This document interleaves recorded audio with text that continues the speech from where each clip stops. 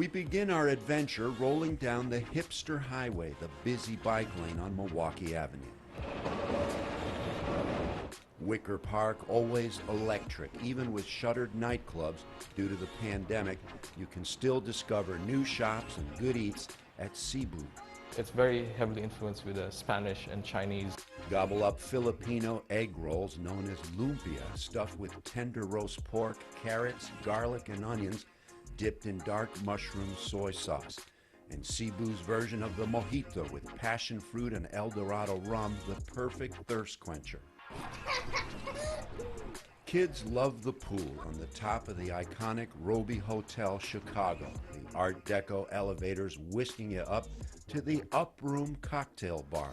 The marvelous scenery lifting your spirits. Even the sunny guest rooms with a spectacular view as we map out the next leg of our neighborhood tour. Feel the calor, the warmth of the Puerto Rican people, like the Caribbean herself, inviting you in for a swim. The neighborhood organizing hurricane and earthquake relief efforts for those on the island, this big-hearted Chicago community pulling together to defeat the pandemic.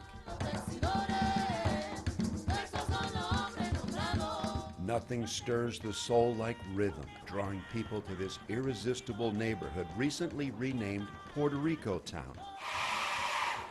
The coffee strong at Café Colau, one of many restaurants featuring sidewalk cafes, some of them serving the legendary jibarito, with seasoned steak, onions, garlic, and avocado sandwiched between toasted plantains.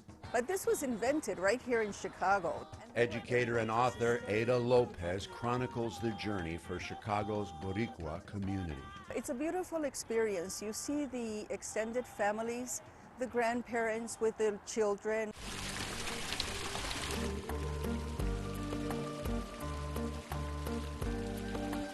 Feel the romance of Chicago's Little Italy.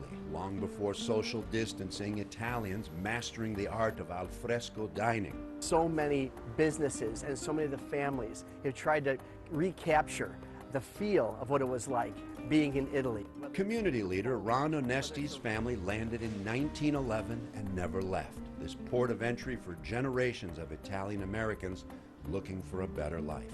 Taylor Street is one of those neighborhoods that's truly based on family. You know, this is a neighborhood of families.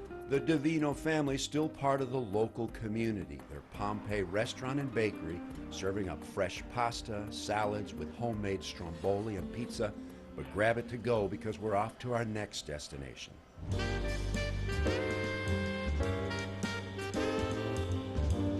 Bustling Hyde Park, home to the University of Chicago, famous architecture, and the reopened Museum of Science and Industry. You'll feel the dynamic energy of this South Side community. It seemed that Hyde Park really was not only a microcosm, but also a mecca, if you will, for political activism, for progressive politics. Perry Eimer knows the history, the CEO of the nearby DuSable Museum of African American History, pointing to groundbreaking leaders from Hyde Park, from Chicago's first African American mayor, Harold Washington, to the first female to lead Cook County's Democratic Party, board president Toni Preckwinkle, and a law professor and community organizer by the name of Barack Obama. Steak and eggs, a favorite menu item at the Valois restaurant on 53rd Street. Retrace the steps of the 44th President of the United States, his Kenwood home at 50th and Greenwood, still under the watchful eye of the Secret Service, attracting the occasional selfie. Visit the Hyde Park Hair Salon at 52nd and Blackstone, where you see Obama's favorite barber, Zarif, in this photograph. The presidential barber chair encased in glass.